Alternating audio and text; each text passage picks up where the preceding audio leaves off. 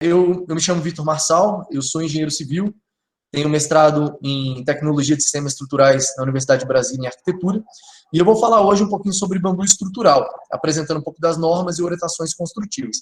Como aqui não é uma aula, aqui é um processo, um bate-papo, eu quero fazer isso de uma forma mais lúdica. Então eu quero fazer uma passagem na minha vida com o bambu, da forma que me levou até o conhecimento dessas normas e orientações construtivas que eu vou falar mais para frente. Então, a gente começa... Em 2003, eu iniciei meu curso de engenharia civil. E aí eu observava que durante o curso, a maioria dos materiais apresentados pelos professores, pelas matérias, eram materiais que tinham um conceito muito grande em relação à degradação ambiental, a gasto energético. E a maioria dos bambus que se diziam sustentáveis tinha um processo de renovação muito lento. Não eram materiais que você tinha uma capacidade de suprir a demanda da construção civil do jeito que era apresentada. E isso me deixou muito preocupado no começo. E aí eu comecei a dar uma pesquisada, coisa de adolescente, né? Estava estagiando, comecei a procurar algumas informações, e aí eu vi que o bambu tinha um potencial de aproveitamento em estrutura. Mas, cara, os bambus que eu conhecia na época eram isso aí, eram torceiras velhas, torceiras mal manejadas, um bambu sem padrão, sem valor econômico. Era uma coisa que, se eu pegasse aquele material para construir, eu não ia fazer muita coisa com ele. Eu ia ter uma estrutura que não ia ter um apreço, principalmente pelos meus professores da engenharia civil. Então eu comecei a pesquisar, me envolvi mais em buscar informações. Naquela época, 2003, 2005, a internet não tinha tanta informação como tem hoje, mas de qualquer forma, eu descobri que existiam inúmeras espécies de bambu. Mais de 1.250 espécies de bambu já identificadas. E elas tinham diversos tamanhos, diversas formas, diversas cores, diversas características. E isso me fez olhar com um olhar um pouco diferenciado para o bambu. Inicialmente o bambu planta, porque eu não tinha o menor conhecimento em relação ao bambu material de construção. E aí eu comecei a ler o material do Oscar Hidalgo Lopes, que é considerada a Bíblia do bambu, The Gift of the Gods. Comecei a ler o material do professor Beraldo, do professor Pereira, e aí vi que o bambu é um recurso material usado há muito tempo. Na realidade, o bambu ele é mais antigo do que o homem. Então, na teoria, a evolução humana foi feita utilizando o bambu, porque é um dos materiais de mais fácil trabalhabilidade utilizando as mãos, sem usar ferramenta. Então, eu percebi que o bambu já é usado há muito, muito tempo em comunidades indígenas, no desenvolvimento da sociedade asiática, até para a própria guerra, o bambu era muito utilizado. Então, isso me fez falar, opa, aí tem aplicabilidade. E aí, na época, eu via muita comparação do bambu com a madeira. Assim, todo mundo pensava em bambu como madeira. E hoje isso também acontece. E aí eu comecei a ver que o pinus e o eucalipto, que eram os materiais, as madeiras aproveitadas comercialmente de forma significativa na construção civil, se eu comparasse com elas, o bambu, eu tinha aí um ciclo cultural menor. O que é um ciclo cultural? É uma capacidade de aproveitamento da cultura. Então, o desenvolvimento de uma cultura, eu tenho a capacidade de aproveitar essa cultura. E ela era menor do que o eucalipto e o pinus. E a produtividade tonelada hectare ano, ela era equiparável, se não superior, ao eucalipto e o pinus. E isso me fez ficar assim, com o olho arregalado em relação ao bambu. E uma coisa que eu achei muito interessante é que é o seguinte, quando a gente tem um plantio de bambu, ou uma área nativa de aproveitamento de bambu, a maioria desse processo é feito por mão de obra humana. Enquanto, quando a gente trabalha com pinus e eucalipto, esse aproveitamento é máquina pesada que faz. Então a gente não tem um desenvolvimento da sociedade, da comunidade próxima ao plantio de bambu. E outra coisa, quando você faz a colheita dessa área plantada de bambu, você tem uma área que basicamente é improdutiva. Ela pode ter rebrota, ela pode ser reaproveitada, mas começa um ciclo novo do zero.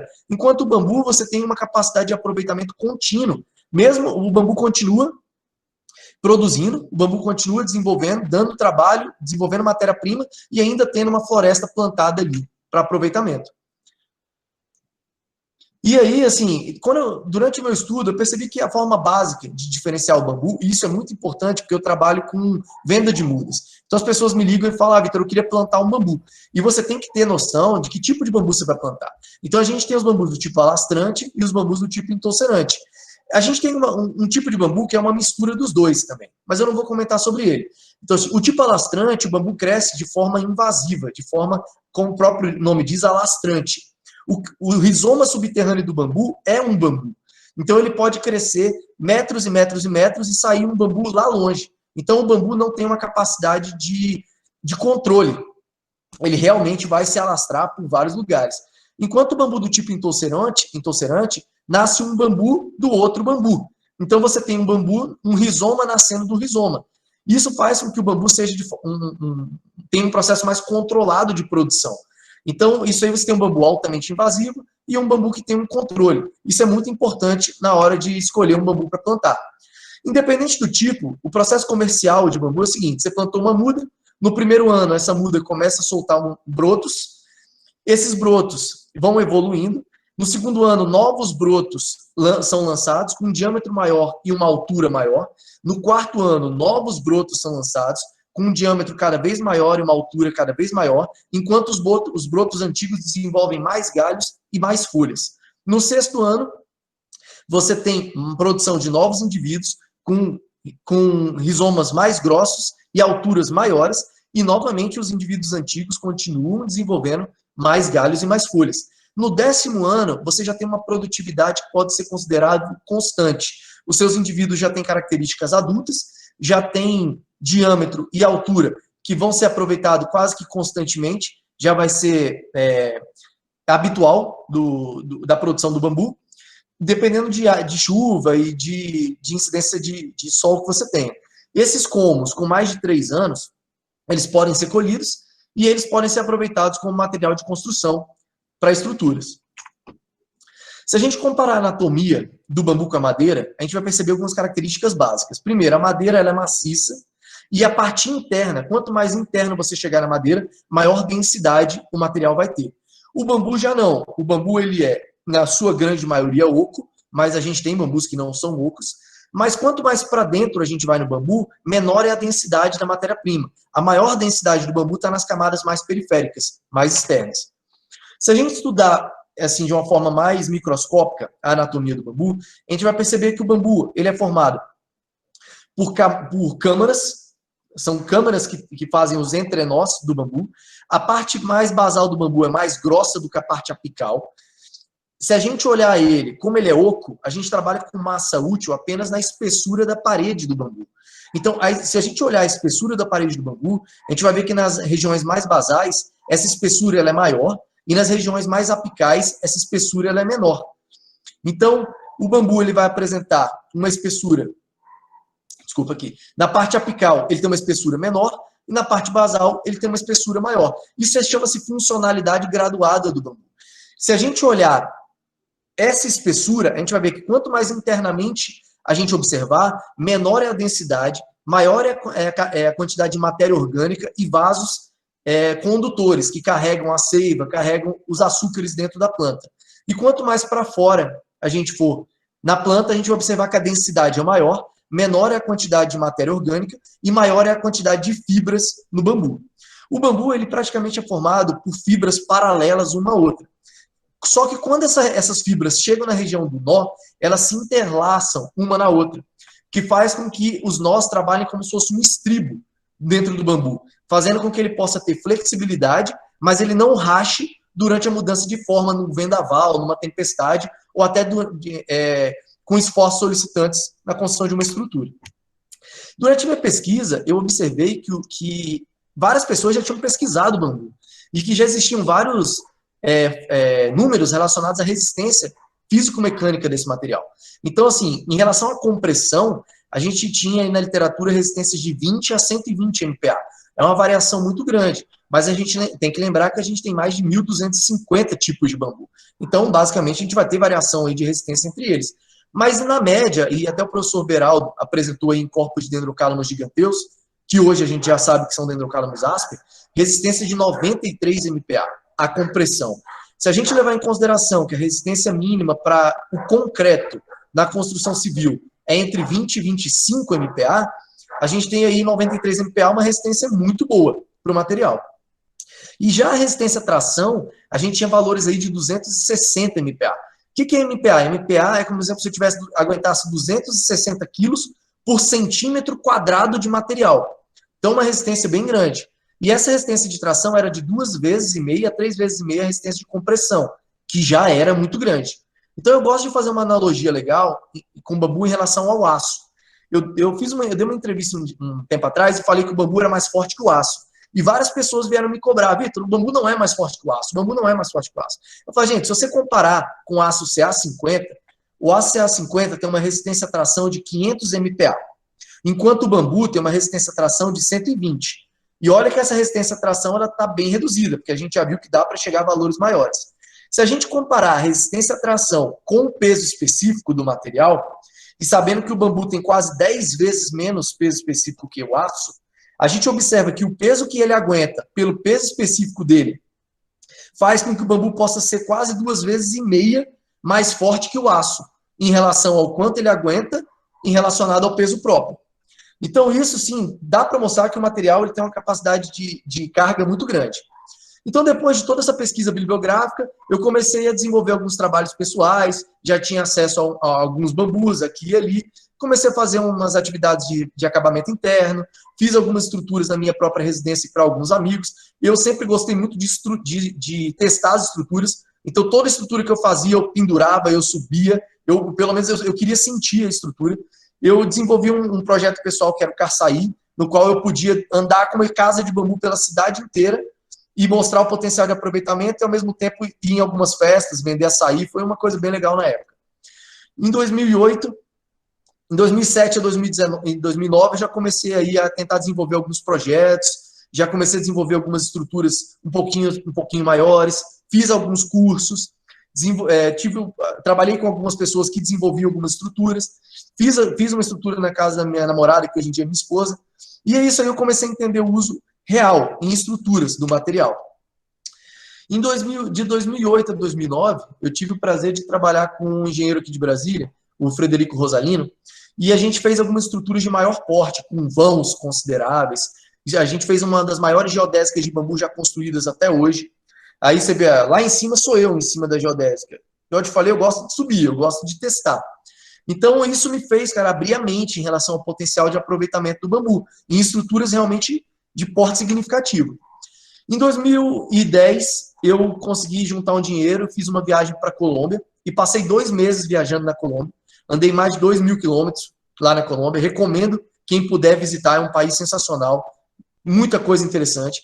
E aí eu pude conhecer áreas nativas de plantio de guarda angustifolia, que, cara, era uma coisa surreal. Assim, eu não imaginava tamanha quantidade de bambu acessível que poderia ser cortado e aproveitado, além de inúmeros aproveitamentos do bambu, principalmente em conceitos estruturais.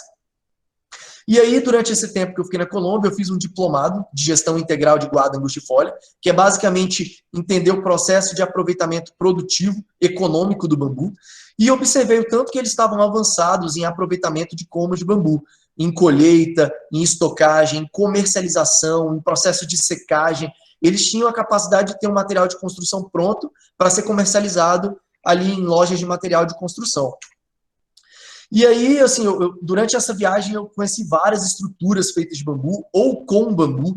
Então, não é necessário que a gente use o bambu só bambu, a gente pode usar o bambu com alvenaria, com tijolinho, com terra, com concreto armado, a gente pode usar o bambu com inúmeras possibilidades construtivas. Então, o bambu ele vem a somar nesse processo de aproveitamento estrutural.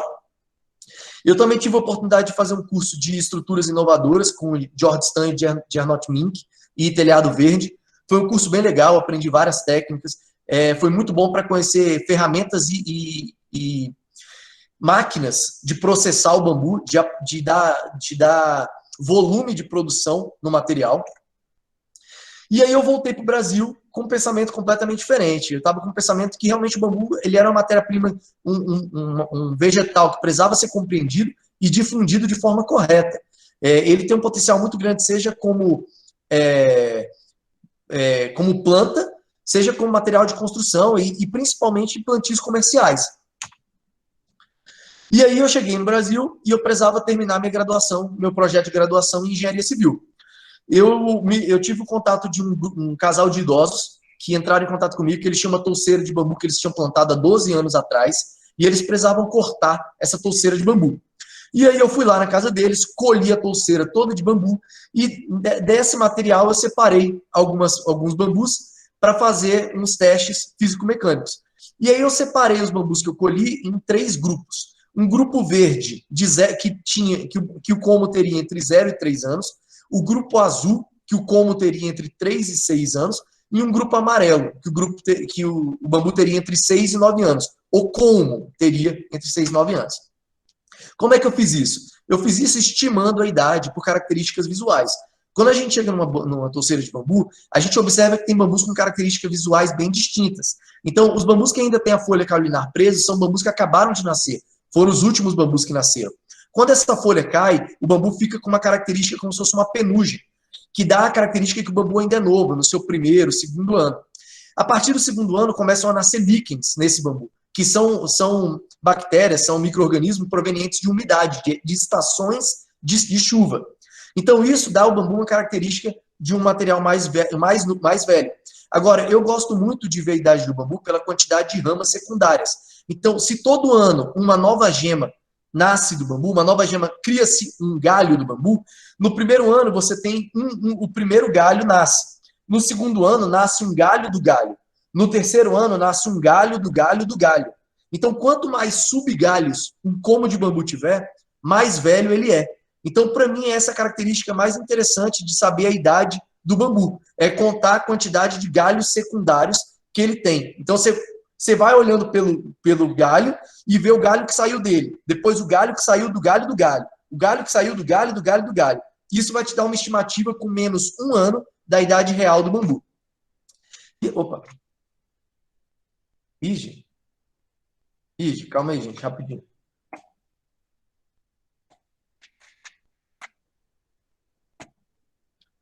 Desculpa, bati na tecla aqui.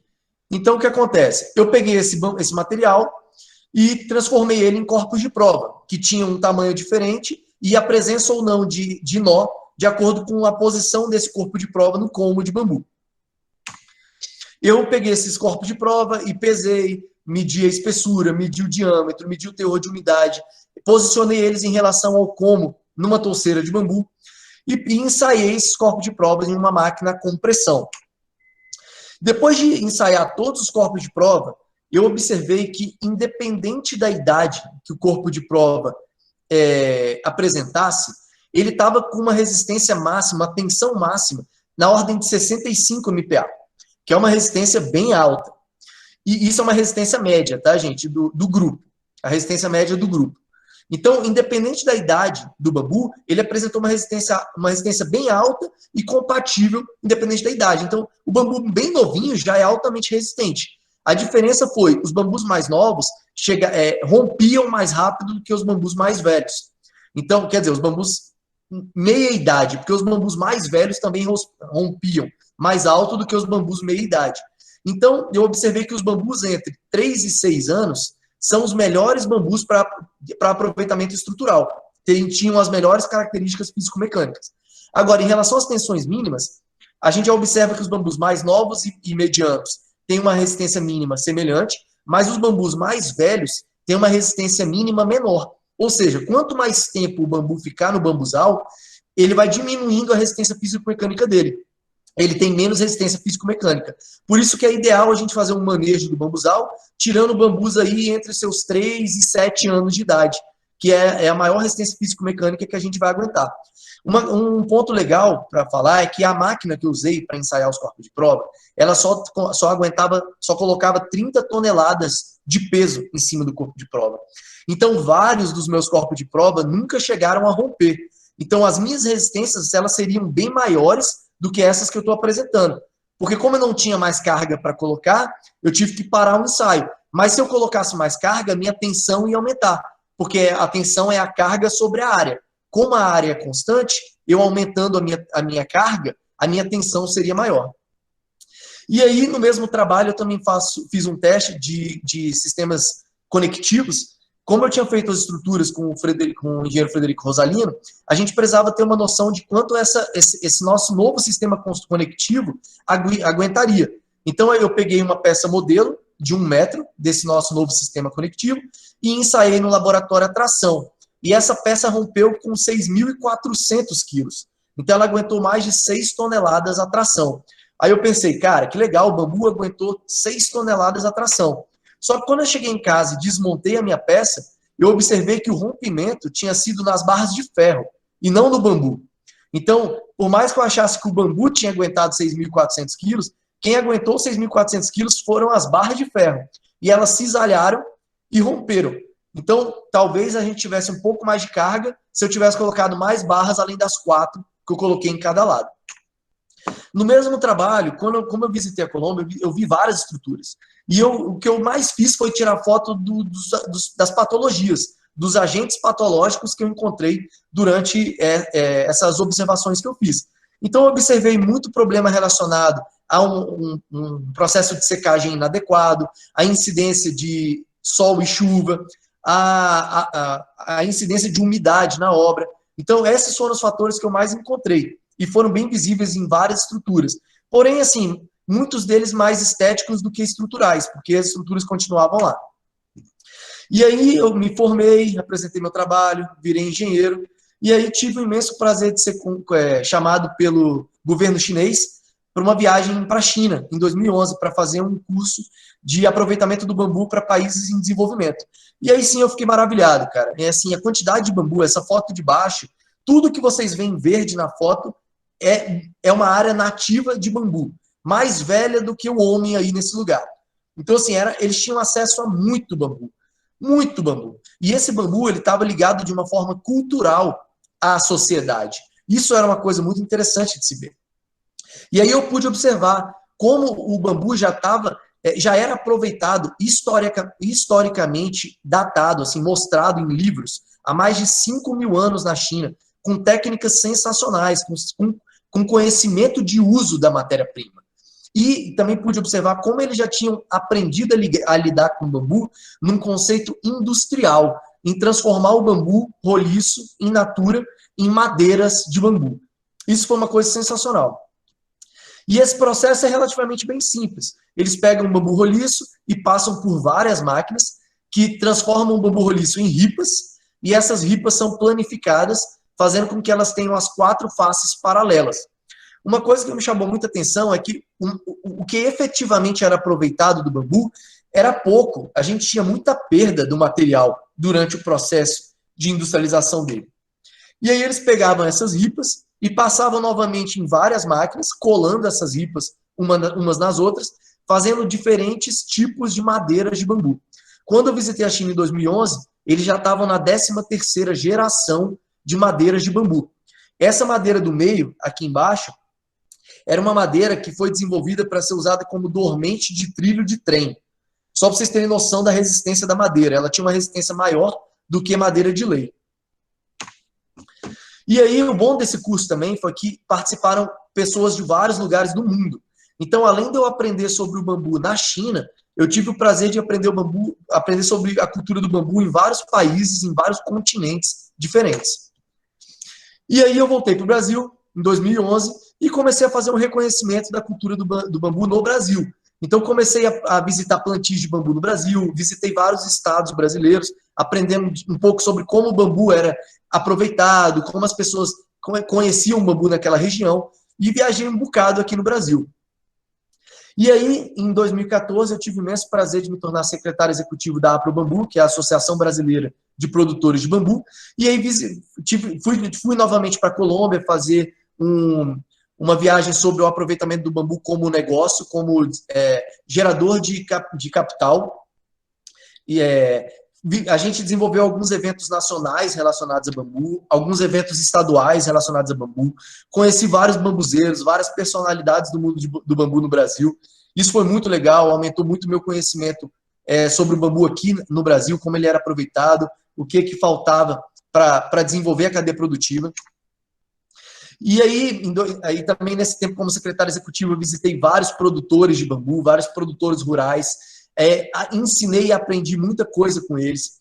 A gente recebeu várias delegações internacionais, delegações da World Bamboo Organization, delegações do INBAR, delegações de outros países. Recebemos ele aqui, mostramos um pouco da cultura do bambu do Brasil. Foi muito interessante. Aqui eu tive a participação do Guilherme Corte, que é o nosso presidente, está aqui acompanhando. Corte, muito obrigado pela oportunidade. E aí a gente continuou, tive o prazer imenso de fazer vários eventos no Brasil, mostrando um pouco do potencial de aproveitamento do bambu. Eu aqui junto com 2 parceiros colombianos que eu conheci na minha viagem de 2010, que é o Juan Pablo e o Carlos Marim, a gente fez aqui na minha casa mais de 300 produtos diferentes de bambu. Então a gente, sempre que tinha possibilidade, a gente queria mostrar esse material em eventos, mostrar o potencial de aproveitamento. Pegamos vários produtos desenvolvidos por outros produtores, outros artesãos, designers brasileiros, também apresentamos. O Ministério de Ciência e Tecnologia ajudou muito nesse processo de demonstrar a possibilidade de desenvolvimento de uma cadeia produtiva e o potencial de aproveitamento da matéria-prima. E aí, em 2018, eu novamente tive a oportunidade de ir para a China para fazer um curso de produtos de alto valor agregado com bambu. E aí pude observar novamente como eles evoluíram no desenvolvimento dos industrializados, das madeiras de bambu. Novamente aí a parte de aproveitamento têxtil da fibra do bambu, em roupas, em vários produtos que utilizavam como tecido o bambu. O desenvolvimento de móveis, de revestimentos, assim, é uma infinidade de produtos que estavam sendo desenvolvidos com bambu na China. E aí, foi uma coisa muito legal, eu visitei uma indústria, que foi a indústria que eu vi o maior investimento tecnológico de todas as indústrias que eu passei na China. E essa indústria, ela só funcionava com o resíduo das outras indústrias. Então, igual eu falei para vocês, durante o processo de industrialização, sobrava muito material. E essa indústria que eu fui, ela funcionava só com esse resíduo. E ela produzia carvão de bambu, carvão e energia de bambu. Então, ela produzia o carvão e o vapor, o calor gerado, produzia energia. Então, ela fazia desde carvão normal até carvão ativado de bambu, agregando muito valor nessa matéria-prima que era descartada. Também deu para ver muito como o broto de bambu gerava renda, gerava economia na China. Eles comem muito, eles consomem muito broto de bambu. Então, lá eles têm processos industriais assim muito grandes relacionados ao broto. E eles consomem o broto de várias formas, desidratado, natural, embalado a vácuo, com tempero. Então, e é muito gostoso, recomendo vocês a comerem, porque realmente o broto é muito bom. Eu também tive a oportunidade de participar do Congresso Mundial do INBAR, que foi muito bom, muito bacana. Lá eu consegui palestrar um pouco sobre o aproveitamento do bambu no Brasil, tive oportunidades muito boas de apresentar um pouco do que a gente estava desenvolvendo aqui no Brasil, do que a gente tem potencial de desenvolver aqui no Brasil. Conheci um pouco mais da cultura, fiz amizades muito significativas com personalidades do mundo do bambu na China, foi muito gratificante. E aí eu voltei para o Brasil, precisava terminar meu mestrado, precisava terminar de desenvolver minha dissertação, e eu já estava pesquisando sobre as normas de construção, as normas internacionais de construção com bambu. E aí eu percebi que desde 1961 já existiam normas de aproveitamento do bambu. A de 1961 era para bambu não estrutural, mas ela já falava sobre resistência do material. Em 1973 saíram as primeiras normas relacionadas à caracterização de resistência físico-mecânica. Em 79 saíram as primeiras normas de preservação para bambu estrutural. Em 2004 saíram as primeiras normas internacionais de aproveitamento estrutural do bambu e caracterização físico-mecânica. Em 2006, novas normas foram revistas. Em 2008, saíram normas indianas sobre métodos de caracterização físico-mecânicas. Em 2010, saiu a norma colombiana de construção com bambu. Em 2012, saiu tanto a norma peruana quanto a norma indiana de uso estrutural do bambu. E em 2017, saiu a norma de aproveitamento estrutural do bambu do Equador. E aí eu consegui observar que o bambu já é aproveitado estruturalmente há centenas de anos, cara. Já eram desenvolvidas obras assim com um porte considerável há mais de 100 anos aí. Essa da foto foi em 1890. Então, assim, já mostrava o potencial de aproveitamento do bambu quando o concreto e o aço ainda não tinham esse acesso tão fácil quanto eles têm hoje. E aí, uma das primeiras coisas que eu quis fazer no meu trabalho foi mostrar o potencial de aproveitamento do bambu em estruturas. Então, eu mostrei algumas estruturas na Colômbia, mostrei algumas estruturas no mundo e mostrei principalmente algumas estruturas no Brasil, mostrando que o bambu já é aproveitado como material de construção por arquitetos como a Celina Lerena, como a Leico, que desenvolvem estruturas sensacionais. Então, assim, só que a gente tem que lembrar que para isso acontecer, a gente tem que ter um material, bambu, que passa por processos de tratamento e secagem para se tornar matéria-prima, um material de construção bambu. Então, isso é muito importante a gente ter em mente. E aí a gente entra nas orientações. Então, assim, eu não vou entrar muito nas orientações, porque realmente elas têm detalhes muito específicos. Eu vou dar uma pincelada por cima delas, mas eu vou passar aqui no final para vocês no chat o link da minha dissertação de mestrado. Quem tiver interesse pode entrar lá e pesquisar mais a fundo.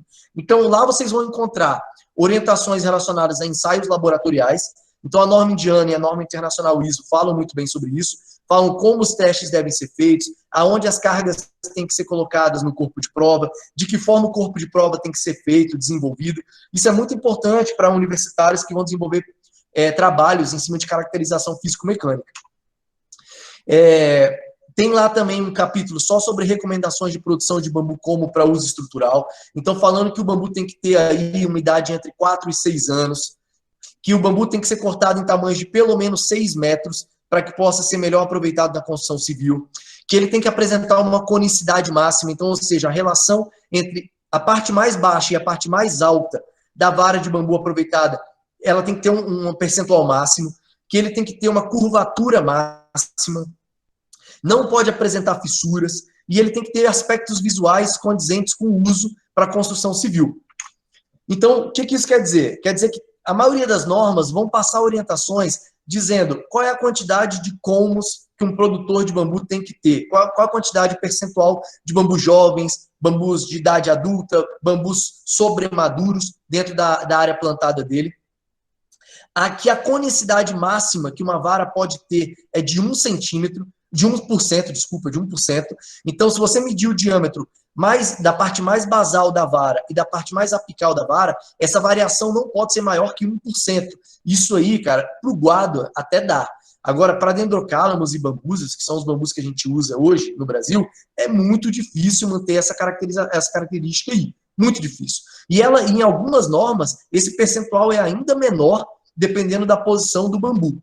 Então, se vocês quiserem dar uma olhadinha lá mais a fundo, vai ter várias características legais que precisam ser levadas em consideração para poder extrair matérias-primas que possam ser usadas na construção civil de um bambuzal.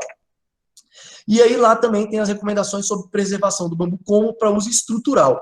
Então, várias normas falam como tratar os bambus, seja de uma forma mais orgânica, mais natural, até uma forma mais química e industrial. Então, basicamente, é um processo com sais de boro ou com algum elemento quimicamente atuante que vai fazer com que o bambu seja impregnado por uma substância que não atrai e pode vir até a matar o inseto o inseto e o fungo que venha a entrar dentro dele. Então lá tem umas orientações bem legais relacionadas a tratamento. Também é interessante observar que o tratamento, assim, ele é muito importante por causa dos insetos e dos fungos que aparecem no bambu. Se a gente olhar, a maioria das obras hoje realizadas no Brasil, elas são feitas com bambu recém-cortado. E na maioria das vezes sem controle de maturação. Então a gente pode estar usando um bambu mais jovem, um bambu que não está com a característica certa para a construção civil. E com um tratamento que muitas das vezes não é eficaz. Então isso vai atrair insetos como o Dinoderus, que é esse insetozinho aqui pretinho aqui em cima, e o tiger, o tigre do bambu, que é esse inseto aqui embaixo. Esses insetos, o de cima, ele come o bambu. Aqui na foto você vê, ó, ele come e bota as larvas dele, que também come o bambu. Já esse aqui de baixo, ele entra, coloca a larva dele, ele faz esse buraco, coloca a larva dele aqui dentro e a larva dele come o bambu. E come em uma quantidade consideravelmente maior do que esse insetozinho aqui de cima.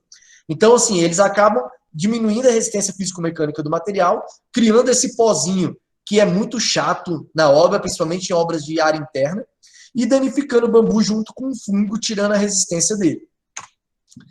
E aí lá também a gente vai ter um capítulo sobre recomendações de secagem, transporte, armazenagem para o bambu como de uso estrutural. Então é muito importante saber que depois que a gente foi lá, colheu o bambu certo, na idade certa, com as características que a gente precisa para a construção civil, a gente vai ter que transportar esse bambu de forma adequada para um local onde ele vai ter que ser tratado. E depois de tratado, esse bambu vai ter que ser seco, porque a maioria dos tratamentos, o bambu sai com um teor de umidade muito alto, porque ele é ou submersão ou diretamente com solução. então ele sai com um teor de umidade muito alto, o que faz com que esse material ele precise ser seco ao ar, tomando sol durante um tempo, e depois ele é colocado em estoques, que lá na Colômbia era tão top que os estoques eram padronizados por diâmetro. Uma coisa linda, assim, uma coisa surreal de ver. Então, isso mostra que você tem capacidade de ter um material correto, tratado e seco para aproveitamento estrutural. Isso lá na Colômbia eles faziam de forma maestral. E aí a gente entra propriamente nas orientações relacionadas ao projeto. A gente tem um capítulo lá que fala, na minha dissertação, que fala só sobre orientações para projeto e execução.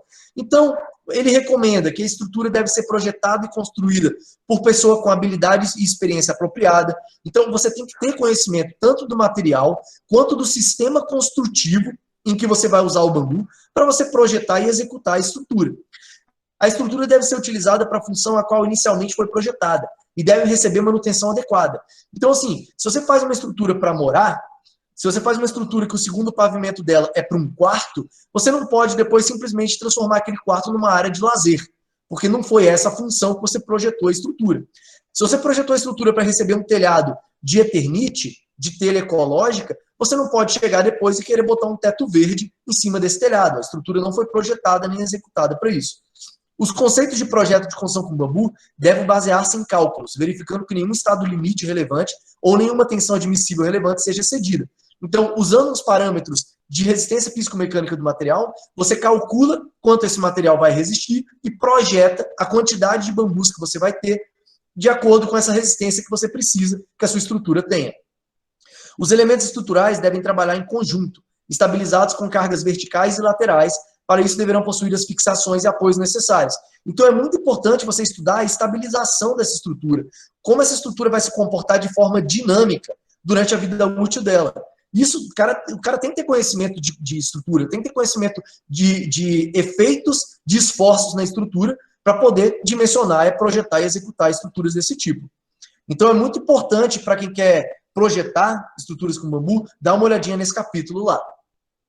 E aí o próximo capítulo já é em orientações para sistemas conectivos. Então, várias normas vão falar como as conexões podem ser realizadas em estruturas de bambu. Como você vai fazer o corte, desde o corte reto até a junção de peças.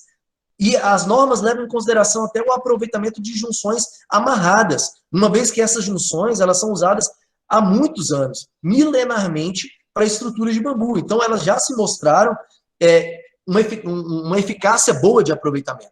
Mas esse aproveitamento de conexões amarradas tem que ser observado e certificado por um profissional, um engenheiro, um arquiteto, que consiga dizer a eficiência do processo. Então, as normas permitem que usem conexões amarradas, mas essas conexões elas têm que ser testadas e comprovadas antes de serem utilizadas nas estruturas. E aí a gente tem também as junções utilizando amarrações metálicas, né, ou fitas metálicas, itens, elementos metálicos que façam a ligação das peças uma na outra, a união das peças. A gente também tem lá considerações sobre outros tipos de conexões, outros tipos de ligações de bambu, que é aquela que a gente conhece como a boca de pescado. Então, como fazer a boca de pescado, qual é o distanciamento que o final, a parte de baixo da boca precisa ter do nó mais perto dela, de que forma você faz a ligação entre as peças usando a união boca de pescado, como os parafusos têm que ser colocados, como essa união deve ser desenvolvida. As normas também falam a respeito dessa conexão. Elas também possibilitam o uso do mesmo processo de união de boca de pescado, sem a necessidade de se fazer a boca de pescado no bambu, no como. Porque não é algo simples você fazer a boca de pescado. E na grande maioria das vezes, a junção das peças não ocorre de forma tão homogênea, que causa algumas patologias no desenvolvimento da estrutura.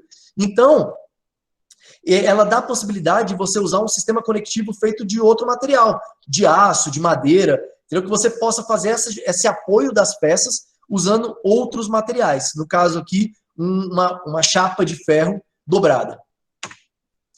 E aí ela também passa algumas orientações para o sistema que a gente chama boca de caimã, ou boca de tubarão, que ela mostra como fazer o corte inclinado da boca, e como essa união acontece entre as peças, como o parafuso tem que ser introduzido e a possibilidade de introdução de argamassa dentro do bambu para aumentar a resistência físico-mecânica, principalmente em relação a esmagamento dessa peça quando o esforço acontecer.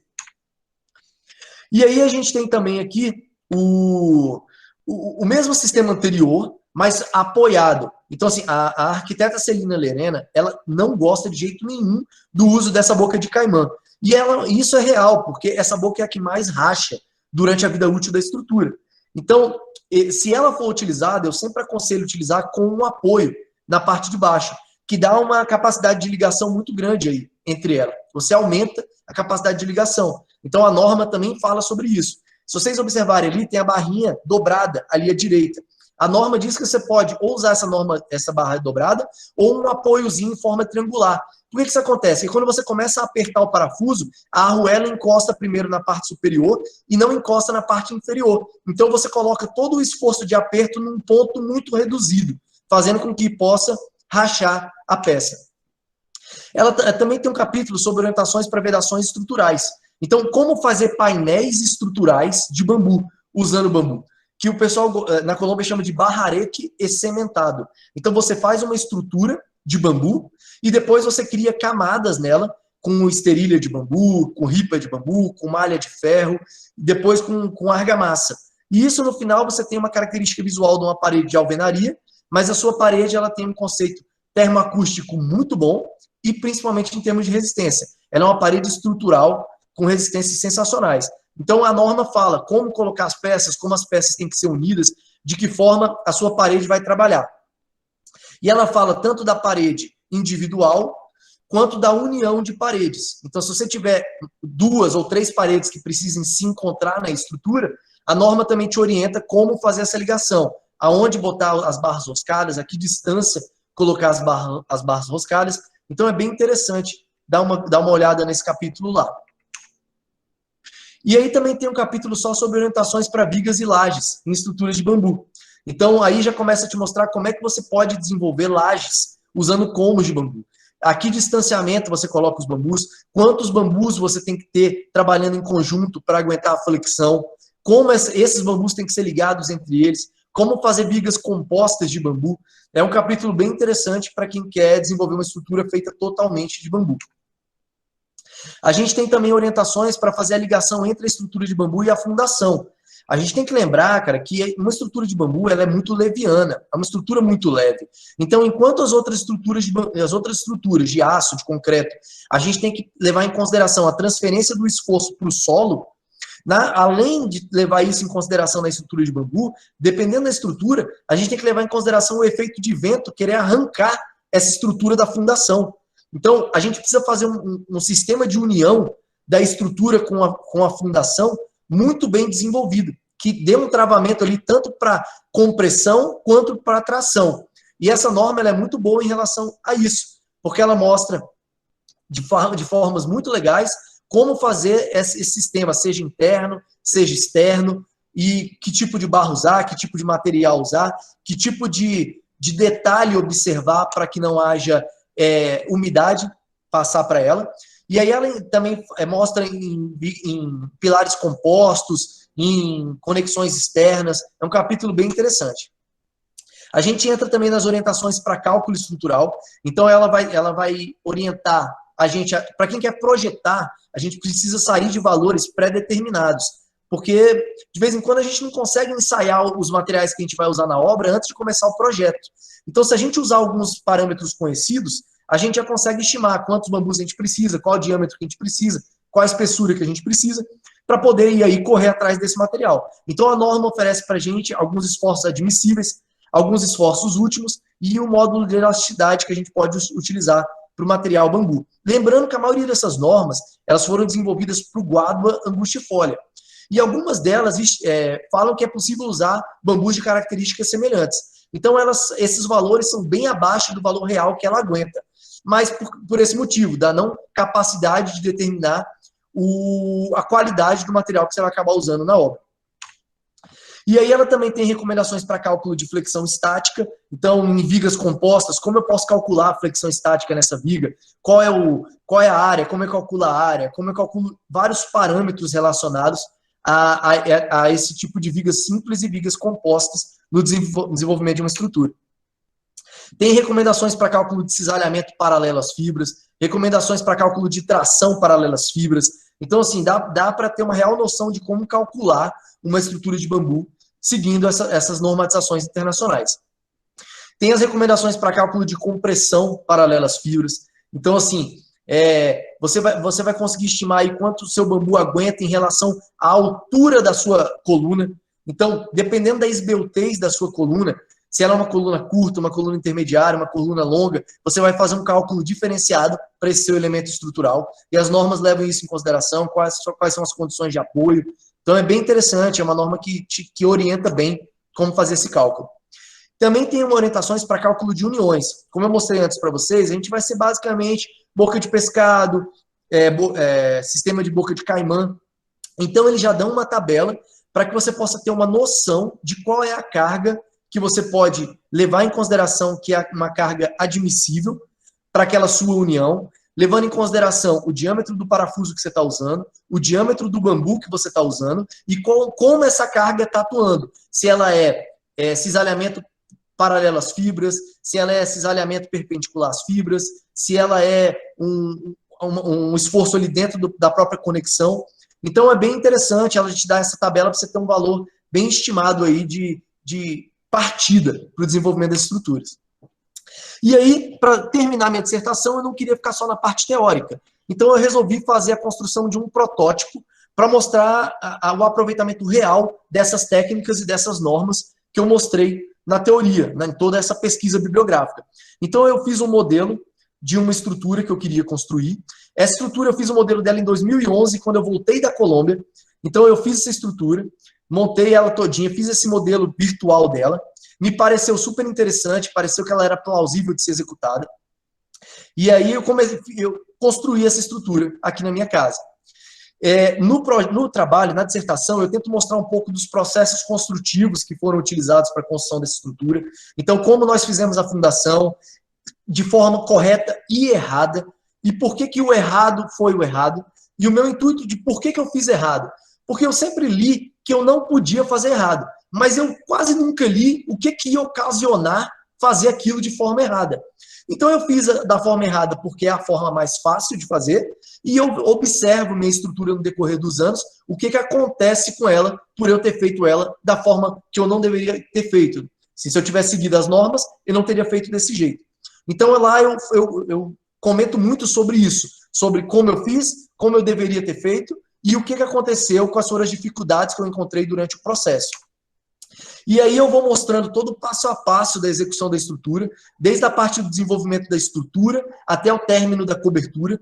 Então, assim, é bem detalhado como é que a gente fez, qual foi a parte que a gente levantou primeiro, qual foi a parte que a gente levantou depois, como é que a gente foi desenvolvendo uma etapa após a outra para culminar na estrutura finalizada.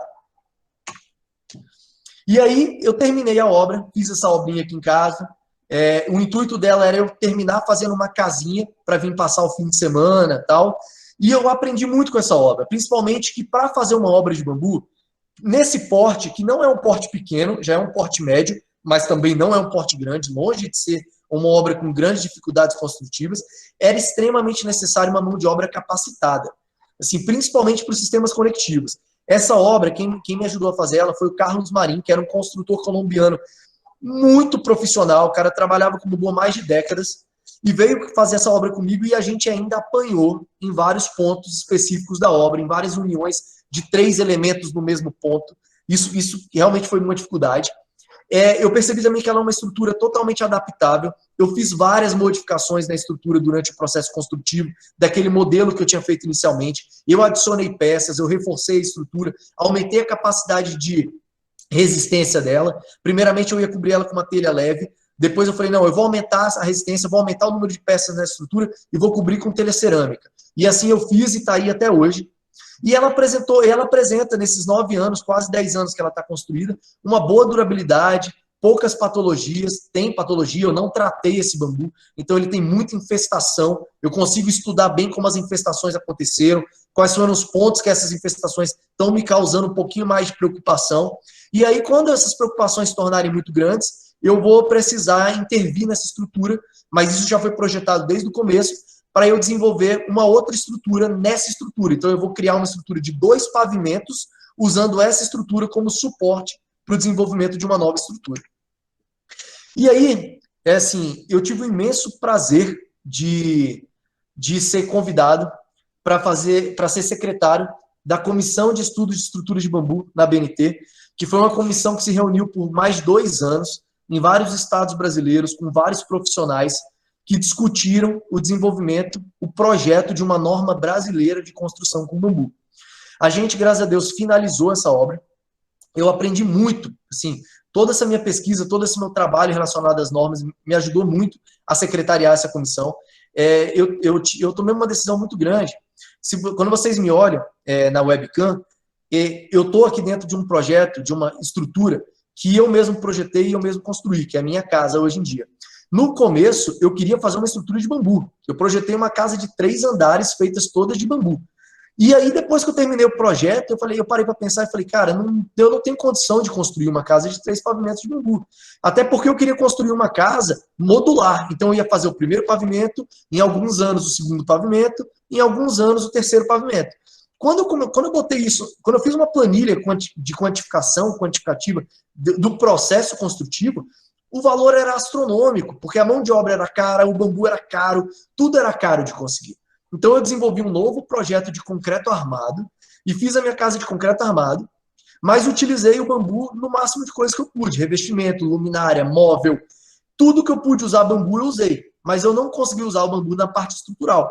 E aí, com o desenvolvimento dessa norma brasileira, a gente tende a abrir caminho para que isso possa ser viável.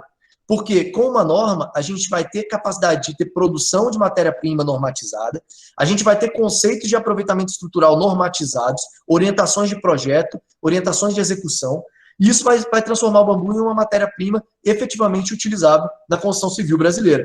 Então eu agradeço muito ao professor Normando, agradeço muito todo mundo que participou durante esse processo. A norma já passou por apreciação popular, já saiu de apreciação popular, a gente deve estar fazendo algumas alterações na norma, e se Deus quiser, ainda esse ano, a gente já vai botar a norma aí para possivelmente entrar em uso pela BNT. Vamos depender aí da BNT. Então, assim, era basicamente isso que eu tinha que falar para vocês nos meus 50 minutos de palestra. Eu convido todos a entrarem aí no site projetobambu.com. É um site que tem bastante foto, bastante coisa interessante.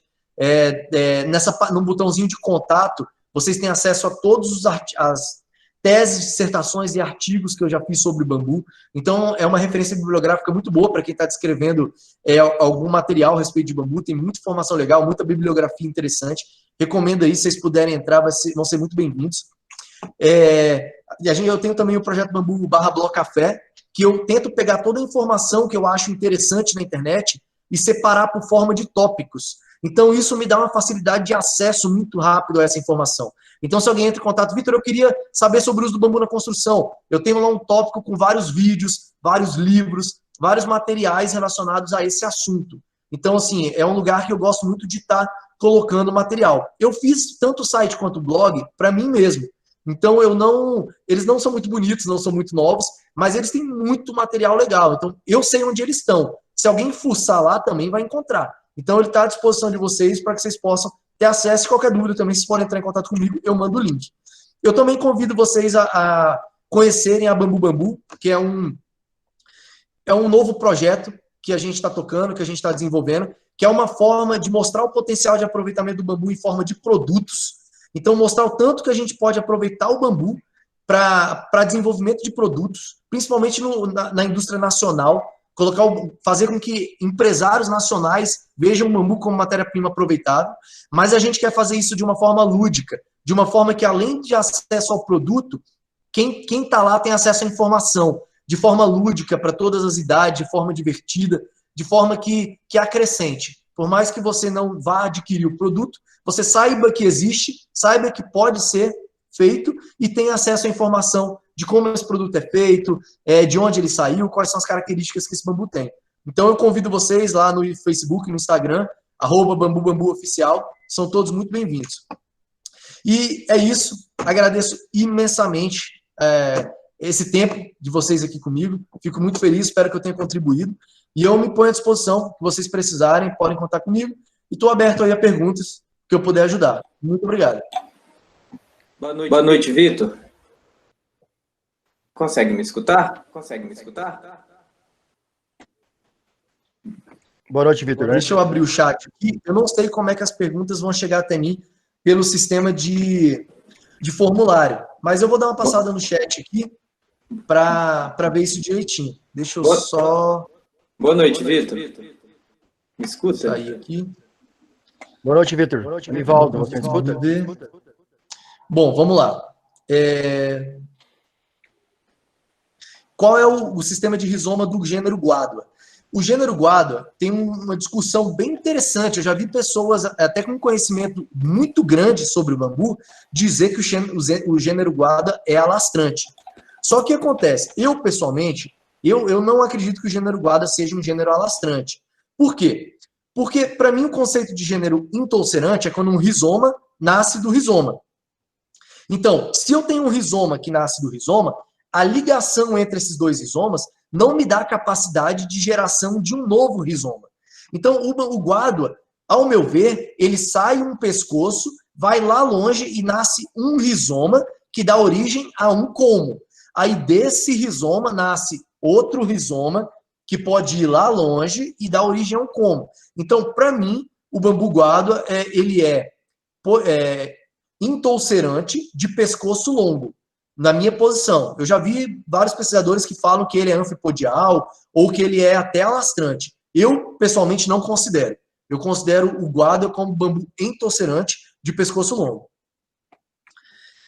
O teste de ressonância também... Assim, ó, falaram que também tem um teste de ressonância, que você bate o facão no bambu, e aí quanto mais grave o som, mais imaturo o bambu tá, e quanto mais agudo o som, mais maduro o bambu tá. Assim, honestamente...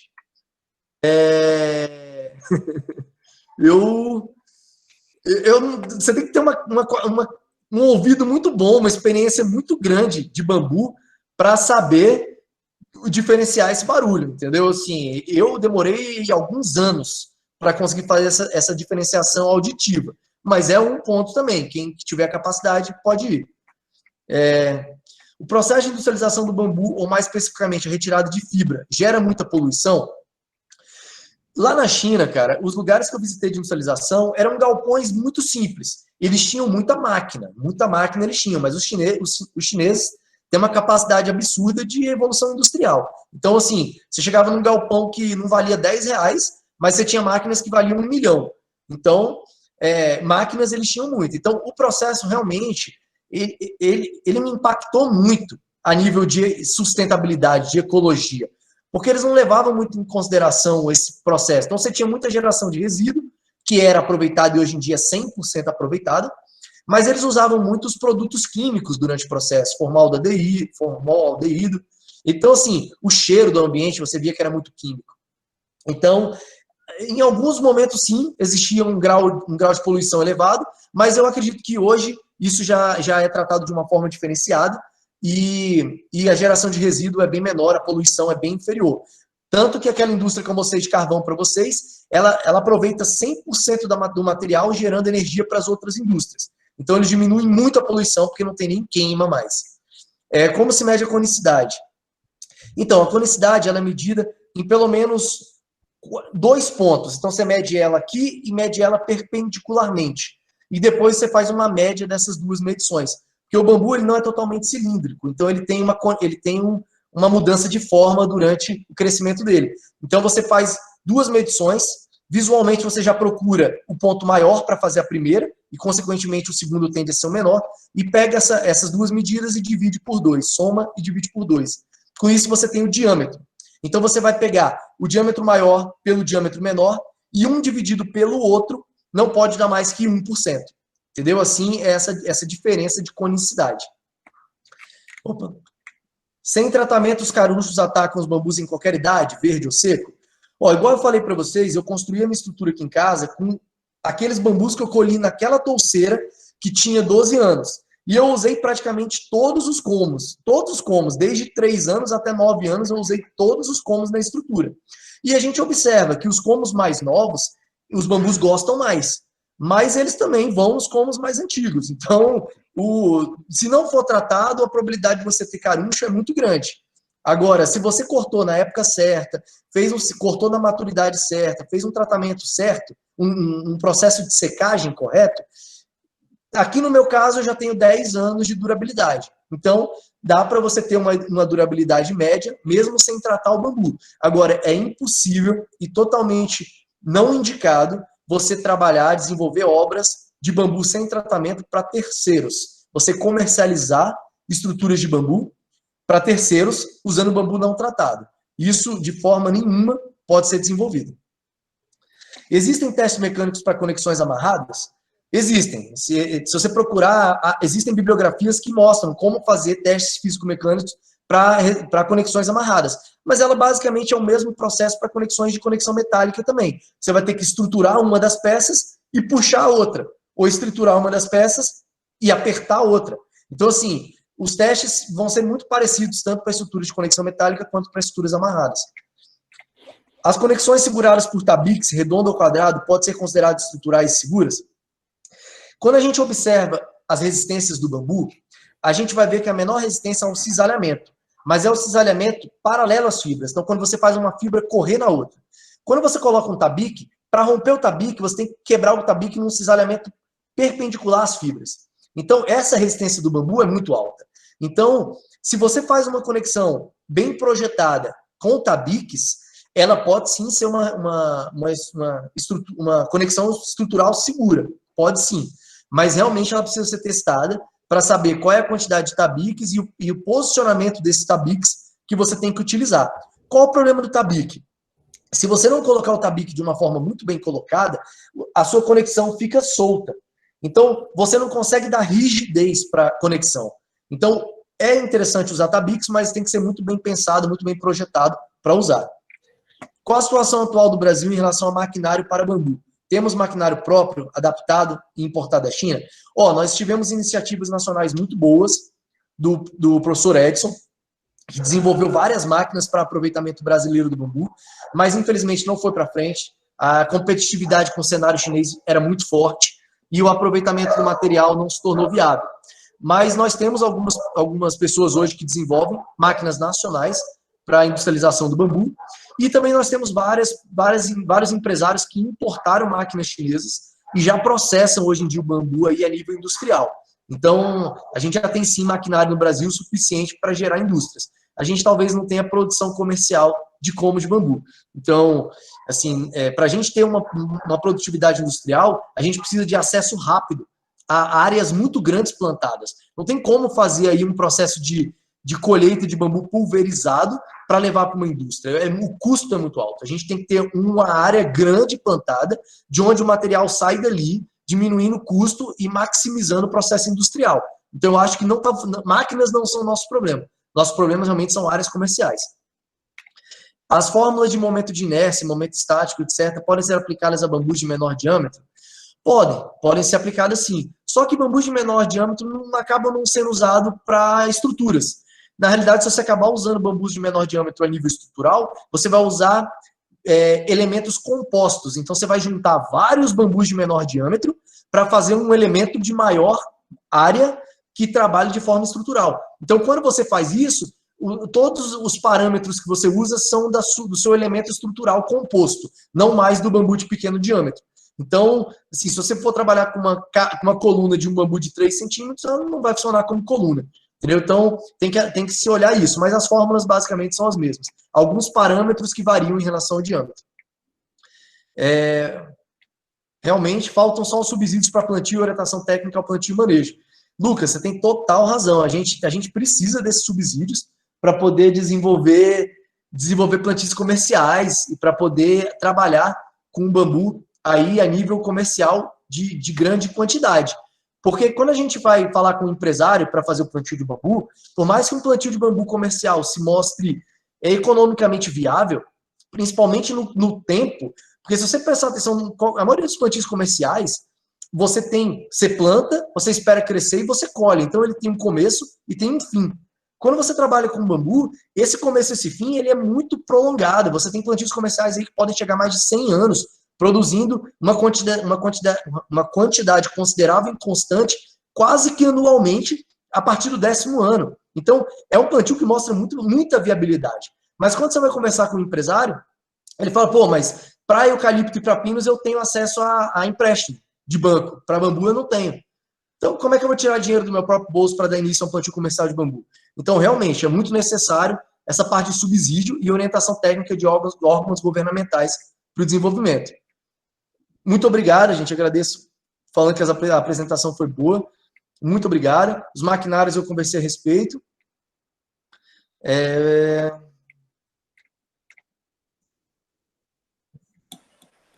Vitor, você me escuta? Perfeito. Eu agradeço aí todo mundo que falou que foi bom, cara. Eu me esforcei, eu realmente gosto de passar informação com material visual. Acho que isso é muito importante. É muito mais fácil de ter uma percepção do conhecimento.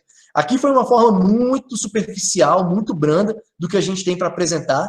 Vamos ver se aparecem novas oportunidades, principalmente presenciais, de estar levando algumas coisas para vocês.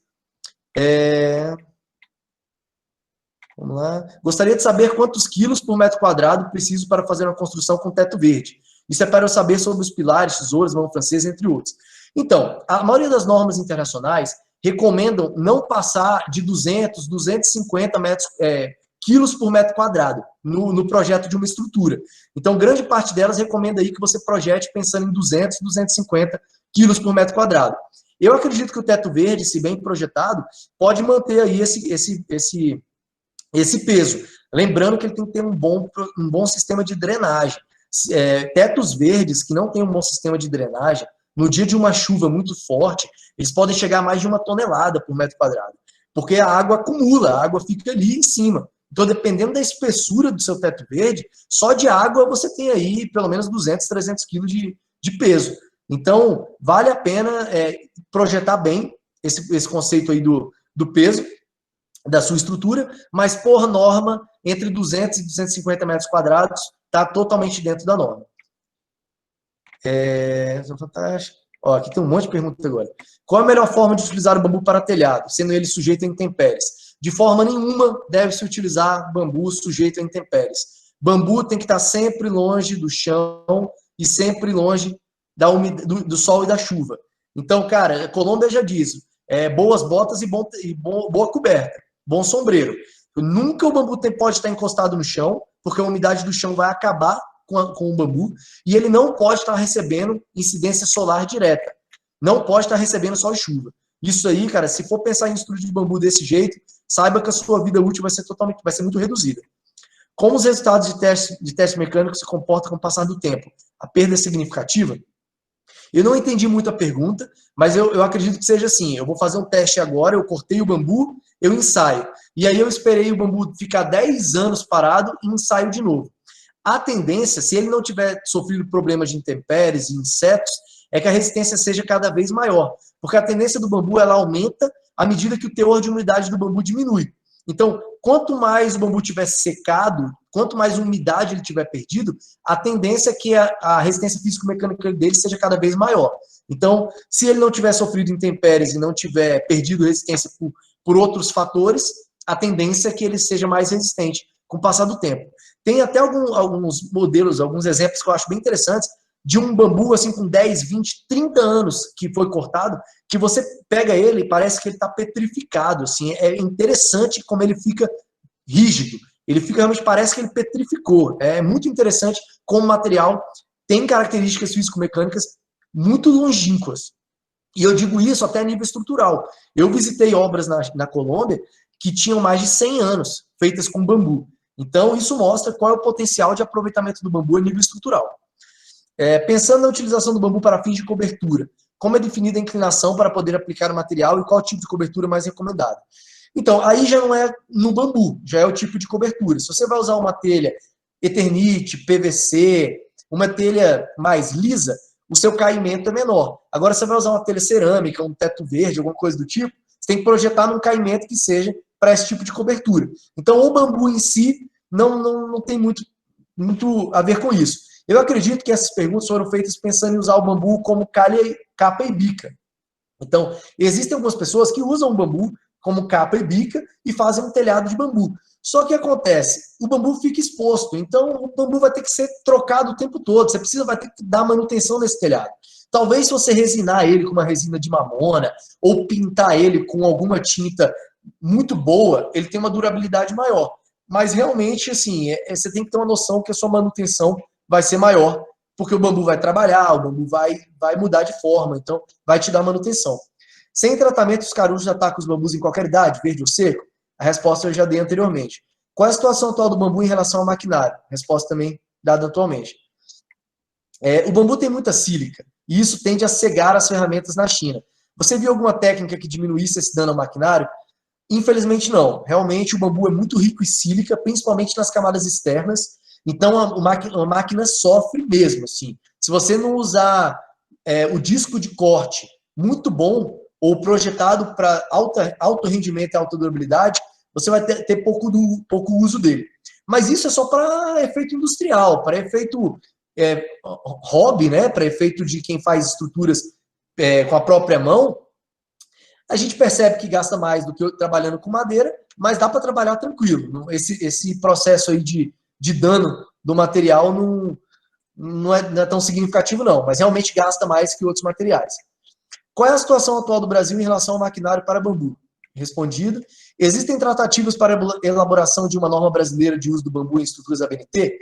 A existência dessa norma impacta a possibilidade de financiamento da construção pela Caixa Econômica Federal, por exemplo? Eu já comentei isso anteriormente e, se Deus quiser, em breve a gente vai ter a nossa norma e aí o bambu vai ser caracterizado como um material de construção normatizado no Brasil. Isso aí vai poder facilitar linhas de crédito para quem quer comprar uma casa de bambu financiada. O bambu pode entrar em construções de Minha Casa Minha Vida. Então, isso aí vai ser bem legal, vai abrir um campo bem legal para o bambu. Tirar a bits de estruturas, isso vai ser bem interessante. Como você sabe como adquirimos maquinários para trabalhar com bambu laminado? Sei. Se vocês quiserem, vocês entram em contato comigo. Eu tenho acesso a pessoas que vendem os maquinários e eu também já tenho acesso a indústrias que trabalham no Brasil, que já vendem o bambu passado pelo processo de industrialização. Então, de vez em quando, você quer fazer um revestimento, e aí você está pensando em comprar todas as máquinas para poder ter a ripa para fazer o investimento, hoje em dia já tem quem te forneça a ripa. Então, assim, você não precisa fazer um investimento tão grande no começo para desenvolver o produto posterior àquela etapa. Então, hoje em dia, já existem alguns empresários que já têm a capacidade de fornecer o subproduto do bambu. A ripa aplainada, a vareta, a ripa com tamanhos e espessuras específicas, e isso é muito interessante. Mas se você realmente quiser comprar o maquinário, pode entrar em contato comigo, que vai ser um prazer passar o contato.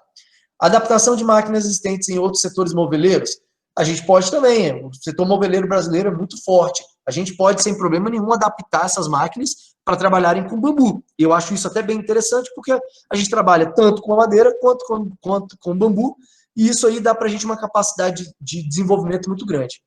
Você acha que se houver plantios comerciais de bambu, teria demanda industrial? Seria rentável para o produtor? Olha, é difícil eu te responder isso, porque hoje em dia a gente não tem um aproveitamento industrial do bambu. Então, é aquela pergunta, quem nasceu primeiro, o ovo ou a galinha? Então, vale a pena eu plantar porque tem demanda industrial, ou vai existir demanda industrial porque eu plantei? Entendeu? Então, assim, hoje em dia a gente não tem capacidade de desenvolvimento de indústrias no Brasil com material disponível. Entendeu? Então, a gente vai precisar de pelo menos 10 anos para ter áreas plantadas que possibilitem aproveitamento industrial. Então, assim, eu acho que quando a gente tiver bambu disponível e de forma em quantidade e de logística fácil, os empresários vão investir no desenvolvimento de indústrias. Hoje em dia, a gente já tem indústrias que produzem só de resíduo 7 toneladas por semana. Então, imagina a capacidade industrial dessa indústria, que trabalha com 15%, 20% do que pode trabalhar, porque não tem fornecimento de matéria-prima que consiga fazer com que ela desenvolva, mas tem maquinário pronto para isso, que produz 7 mil quilos de resíduo por semana. Então, assim, a partir do momento que nós tenhamos plantios comerciais que produzam matéria-prima, nós vamos ter indústrias que possam aproveitar essa matéria-prima desenvolvendo produtos. E aí a gente desenvolve uma cultura de aproveitamento do bambu no Brasil, no qual a nossa sociedade considera o bambu uma matéria-prima, e não uma praga, e não uma coisa não durável, que infelizmente é como a sociedade brasileira enxerga o bambu. A gente não vê todo o potencial que essa matéria-prima tem para oferecer para a gente. Eu gostaria de conhecer um pouco mais sobre o tipo de conexão utilizadas com as borracheiras. Lê lá a dissertação que vai ter umas informações legais e me manda um e-mail que eu te mando outras. Se olharmos as construções em Indonésia, eles usam esterilhas no telhado. Será que eles trocam regularmente? A esterilha já é um conceito diferente, porque o bambu já está totalmente processado. Ele já foi todo quebrado. Então, não é a esterilha que impede a água de entrar. Por baixo, você tem toda uma camada de impermeabilização. A esterilha, ela é só uma camada de reforço para a camada de impermeabilização. Então, eles usam a esterilha de bambu no telhado e ela vai trabalhar pra caramba, mas como ela já está toda quebrada, qualquer trabalho que ela faça não vai mudar a forma dela. E por mais que a água passe, embaixo você tem um sistema de impermeabilização que impede que a água vá embora. Então, usar esterilha como eles usam na Indonésia é uma possibilidade, mas é imprescindível uma camada de impermeabilização por baixo da esterilha. Placas de fibro-bambu. Placas de fibro-bambu é o que a gente chama de biocompósitos. Existem várias pesquisas, uma linha muito boa de pesquisa utilizando esse resíduo do bambu, esse bambu triturado, e até o bambu em forma de ripas, para desenvolver biocompósitos, materiais que fazem que você cria uma placa fibrosa de bambu e cimento, de bambu e terra, de bambu e outro tipo de compósito, que tem resistência físico-mecânica bem interessante. Vários trabalhos já mostram isso. Vitor, a influência das fases da Lua para o corte de bambu? Gente, há um dito popular em que a lua minguante é a melhor lua para cortar bambu. O que acontece? A gente não pode ter uma receita de bolo orientando a gente de forma continental. O Brasil, cara, ele é quase um continente, se a gente parar para prestar atenção. Então, assim, a gente tem muita diferença de região para região. A gente tem que entender o conceito. Qual é o conceito da lua? A tendência é que na lua minguante a planta esteja trabalhando menos. Então, tem menor ascensão e descida de açúcares na planta. A planta está ali mais travadinha, mais paradinha, não está trabalhando tanto. E isso é o efeito da Lua que causa, a aproximação da Lua com a Terra que causa isso. Então, se você cortar o bambu nessa época, a tendência é que o bambu tenha menos umidade e menos açúcares. Então, é interessante que você corte na Lua minguante por conta disso. A planta trabalha menos e ela tem menos água nela e menos açúcares ali trabalhando nela. E a questão dos meses sem R, Vitor? Cara, o mês sem R é o seguinte, em alguns lugares do Brasil, os meses sem R são os meses que não chove. Então é o mês que a gente tem menos umidade no ar. Então a gente tem a capacidade de cortar um como com menor teor de umidade e uma capacidade que esse como seque de forma mais interessante, porque como a umidade do ar é menor, o bambu tende a perder umidade para o ar. Então a gente vai ter um processo de secagem mais adequado. Então isso é interessante também, dos meses sem R e das fases da Lua. Fala sobre o bambu na substituição do aço nas vigas. Então, muita gente tem feito pesquisa, procurado, para substituição do aço em concreto armado. Existe essa possibilidade? Existe.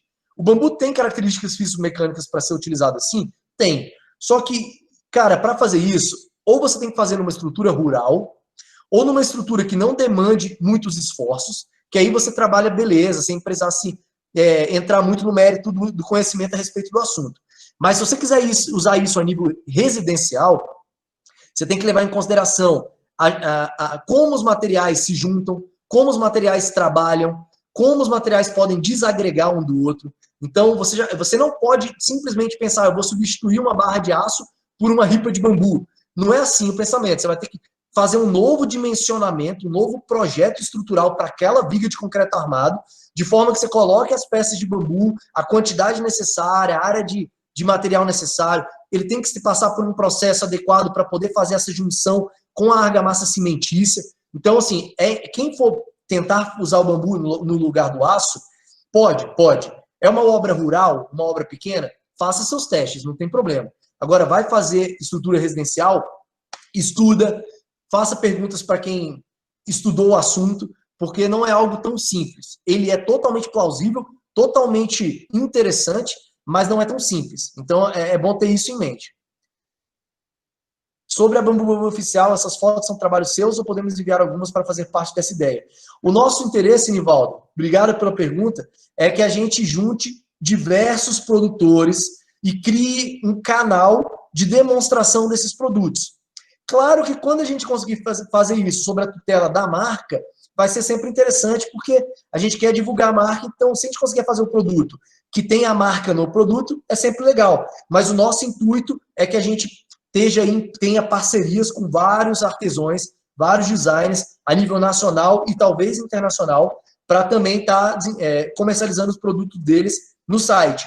E os seus vão ser uns que eu quero com certeza colocar lá. Para quem não conhece o Nivaldo, é um artesão de mão cheia, cara. Tá com um trabalho espetacular de produtos a partir de cortes simétricos de bambu. É um conceito muito legal. Eu acho assim que vale a pena pesquisar aí no Facebook, Nivaldo Bambuzeria. Vocês vão ver coisas muito bacanas.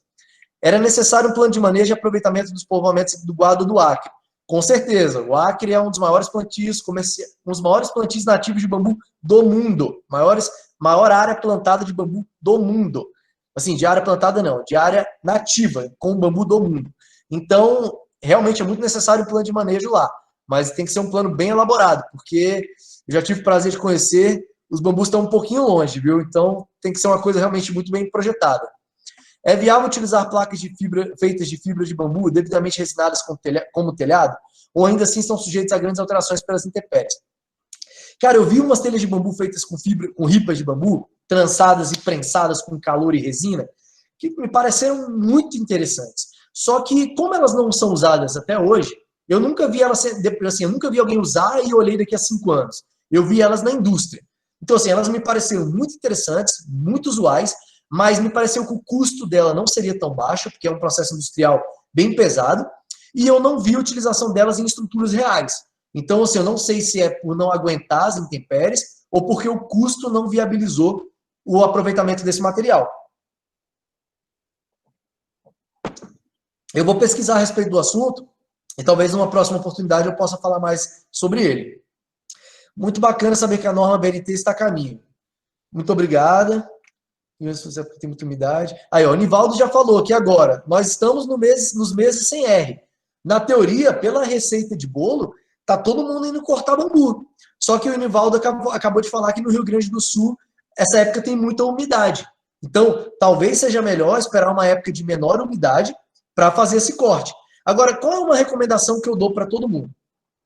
Se a gente pensa que a gente quer diminuir a quantidade de amido e a quantidade de açúcar que tem no bambu na hora de cortar, é interessante a gente levar em consideração que a gente talvez pudesse colocar a nossa época de corte um pouco depois da época de brotação. Porque quando a comunidade, quando o bambuzal começa a brotar, ele puxa toda a energia que tinha ali nos outros colmos mais maduros para poder lançar os mais novos. Então, depois da época de brotação, o bambu está com uma reserva baixa de amido. O bambu está com uma reserva baixa de energia.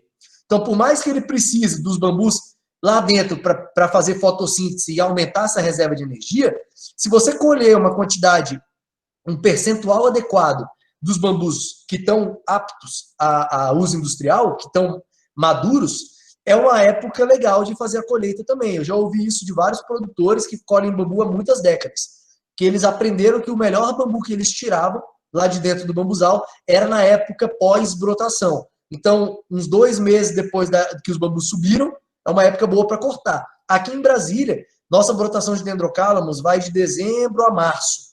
Então, se a gente contar 2 meses depois, vai dar exatamente maio. Então, Brasília dá certinho na receita do bolo. Entendeu? Agora, a gente não sabe se isso é igual em todos os estados do Brasil. Então, é importante entender o porquê das coisas antes da gente seguir as receitas de bolo que a gente ouve por aí. A fase da lua pode interferir no teor da seiva, mas não interfere no teor de amido. Então, foi o professor Beraldo. O professor Beraldo, ele sempre pega nesse ponto, ele tem toda a razão. Independente da fase da lua, a quantidade de amido é a mesma, porque o amido ele tá ali dentro das células parenquimáticas. Então, lua cheia, minguante, independente da lua que seja, a quantidade de amido ali é praticamente a mesma.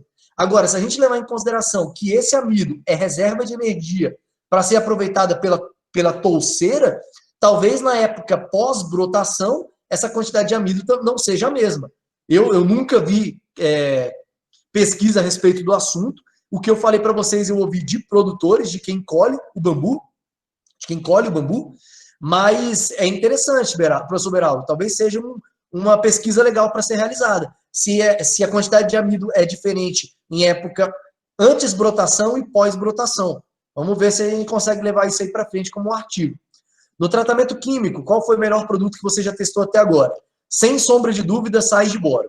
É o mais prático, é o mais interessante, é o menos tóxico, é o com mais fácil acesso. Então, para mim, o melhor tratamento é solução de sais de boro. Por que eu não digo submersão em sais de boro? Eu acho que o processo de submersão é um processo muito dificultoso e muito custoso, porque você calcula o volume do sal pelo volume de água que você usa. Então, se você vai submergir o bambu, você acaba usando muita água para encher o seu tanque. E aí você tem que calcular o seu percentual de sal pela quantidade de água. Então, eu, honestamente, prefiro o método de difusão vertical, no qual você preenche o bambu por dentro com a solução de sais. Então, você joga o sal aonde o sal tem que estar. Porque se a parte mais externa do bambu é a de fora, para que eu vou submergir o bambu se eu preciso que esse sal entre lá dentro do bambu? Então, na minha opinião, o sistema de difusão vertical com sais de boro é o mais interessante, tanto a nível de custo, dificuldade de processo e eficiência desse processo.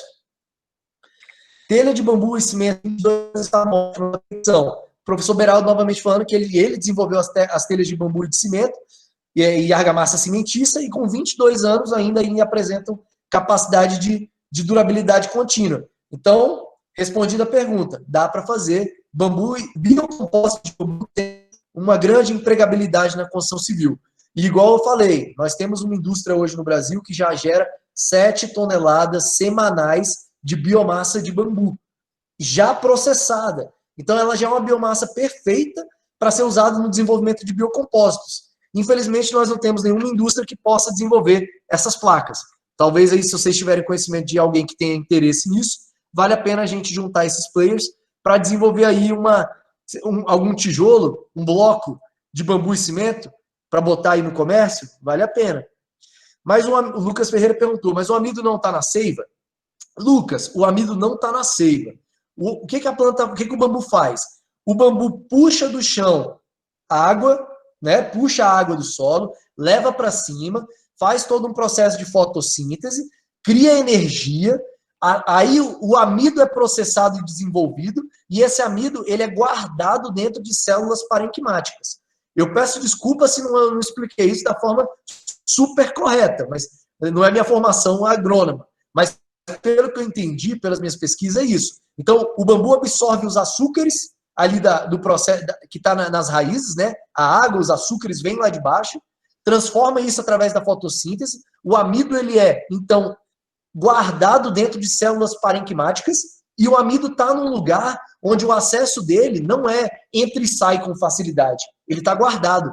Então, o amido do bambu está dentro das células parenquimáticas, enquanto os açúcares estão dentro dos vasos condutores. Deu para entender? Quais os cuidados devem ser tomados para construções que estarão sujeitas a intempéries em vias públicas? Tratamentos, espécies e afins. Gente, sempre longe do chão, sempre bem coberto, sempre com uma camada de resina ou impermeabilizante ou verniz que tem que aí ser passada anualmente. Pelo menos nos primeiros 2, 3 anos você tem que passar de novo, porque intempéries são os piores problemas relacionados a bambu. A camada mais densa, a camada mais resistente do bambu é a camada que está mais sujeita às intempéries. Então, quanto mais intempéries esse bambu pegar, mais ele vai ser prejudicado. Então, você tem que estar cuidando da camada externa do bambu. E isso é manutenção constante.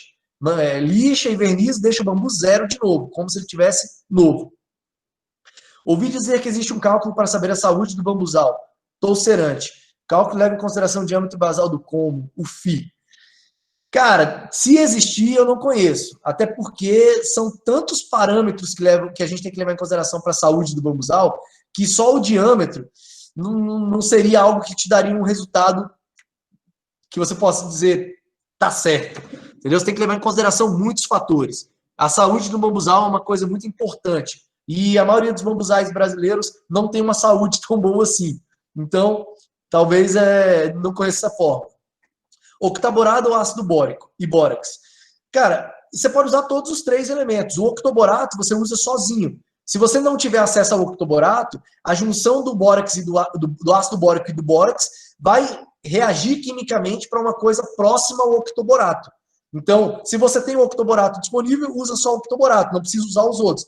Agora, se você não tem o octoborato, o melhor é fazer uma junção de ácido bórico e bórax, que a reação química entre eles vai chegar em algo próximo ao octoborato. E aí o tratamento ele se torna mais efetivo.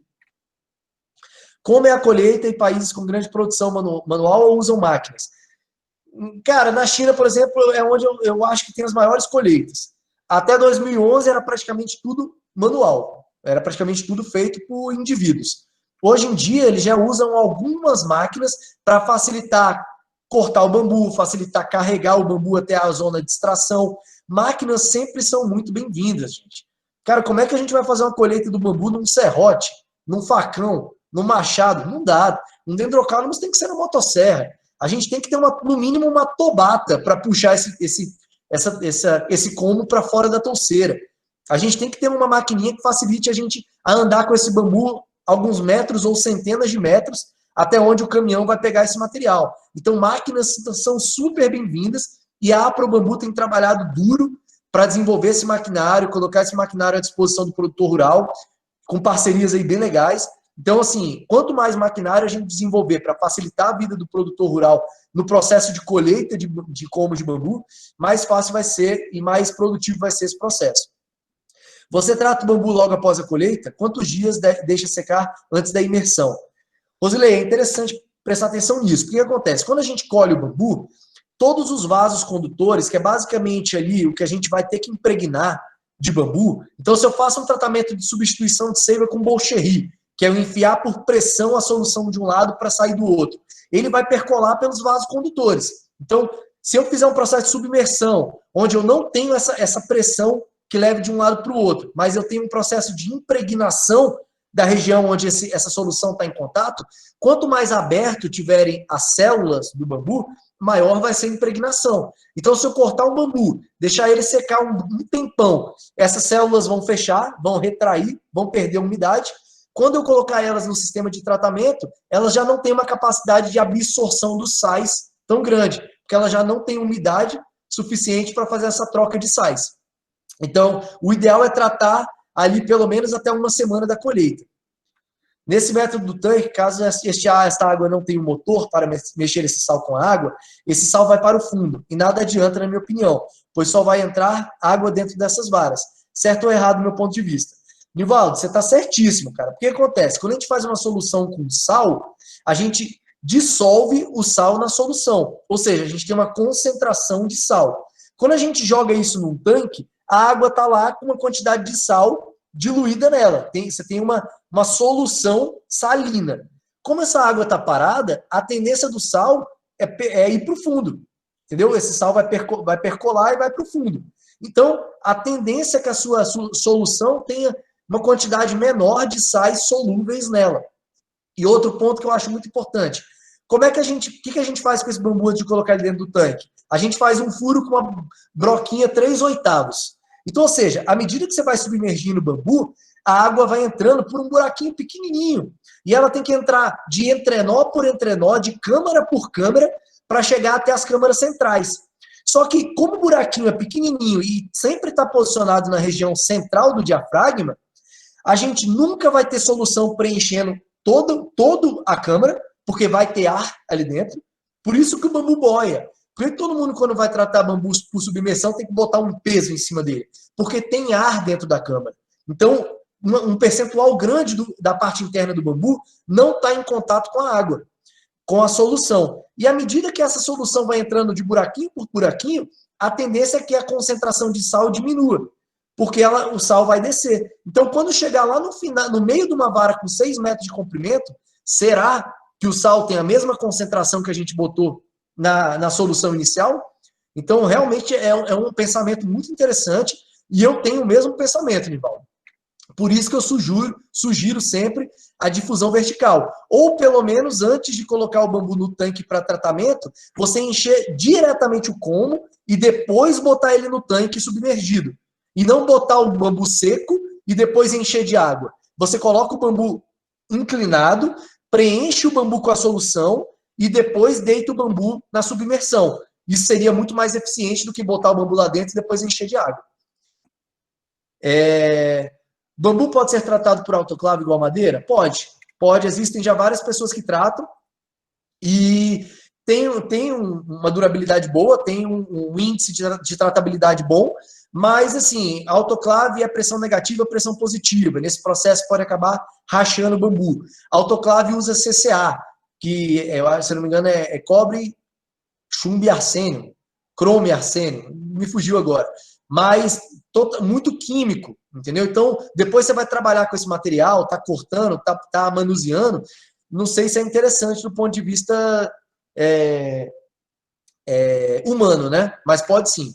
Você disse sobre a união de esforços para pesquisa a respeito de compósito com bambu.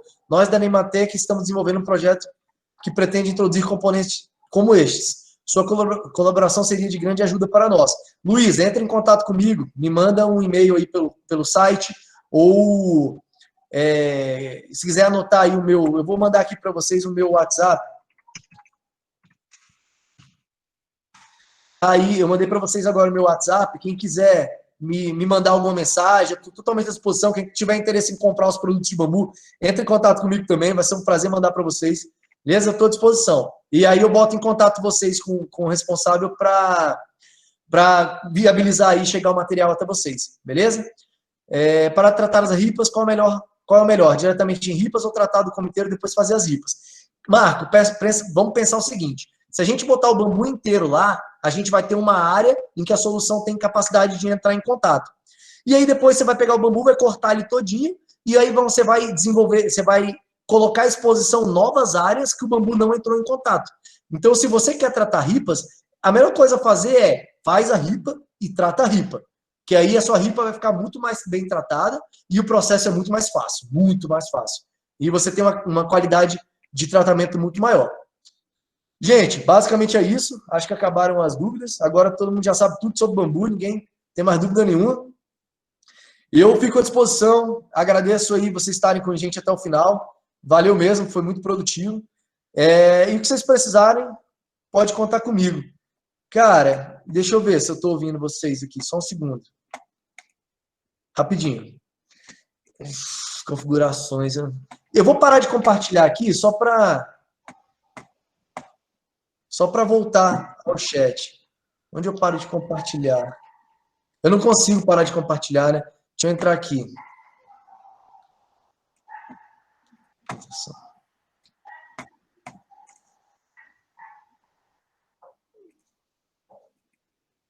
Teste. Alô? Vocês estão me ouvindo? Sim. Sim. Sim. Você está escutando a gente? Agora estou escutando vocês. É porque pelo módulo de apresentação você não interage com as pessoas. Aí eu tive que entrar tanto apresentador quanto participante. Não, ótimo então. Porque a gente tentou falar um pouco antes, mas deu sequência à palestra. A gente queria agradecer você, Vitor, pela oportunidade de estar compartilhando aí conosco conhecimento. Eu, particularmente, em nome do Neymatec, queríamos agradecer muito você e aos participantes também. Igual você vem dizendo da norma BNT, nós estamos fazendo um projeto e vai ser de grande valia, até porque ainda não existe essa norma, né? Então, acho que vai dar um norte para nós, estudantes e profissionais do Brasil, né? E é isso, queríamos agradecer bastante, foi de muito grande proveito. Agradecer as perguntas aí que você respondeu. A gente anotou tudo, só lembrando também que nós estávamos gravando e vamos disponibilizar através do nosso canal do YouTube. E mais informações acerca disso, nós estaremos mandando através do e-mail que o pessoal cadastrou. E mais uma vez, Vitor, muito obrigado. Desculpe aí pelo áudio. não conseguimos contactar antes, mas acredito que foi muito legal para todo mundo. A gente vê aqui várias pessoas de várias regiões diferentes do Brasil. Acredito que isso seja de grande valia. E, no mais, boa noite. A Ana só vai passar um pouco mais de informação sobre um sorteio que nós fizemos, e os certificados estarão no e-mail cadastrado. E, mais uma vez, muito obrigado, Vitor, pela disponibilização e pelo compartilhamento do seu conhecimento. Beleza, Lucas, foi um prazer, cara. Eu estou à disposição, que eu puder ajudar o pessoal da Nematenc ou qualquer outra pessoa que precise, podem contar comigo, eu fico totalmente à disposição.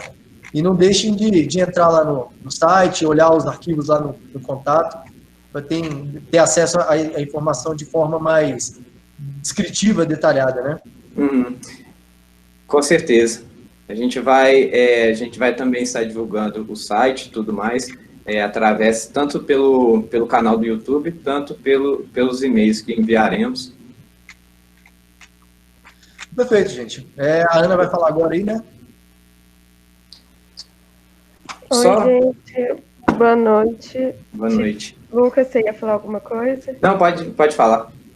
Então, eu queria falar para quem participou do sorteio, a gente já realizou, vai estar sendo postado certinho no Instagram, o vídeo, conferindo que a pessoa participou, passo a passo, mas já posso falar, a ganhadora foi a Caroline Barrada, a gente já conferiu que ela está aqui participando da palestra, mas vai estar tudo lá no nosso Instagram.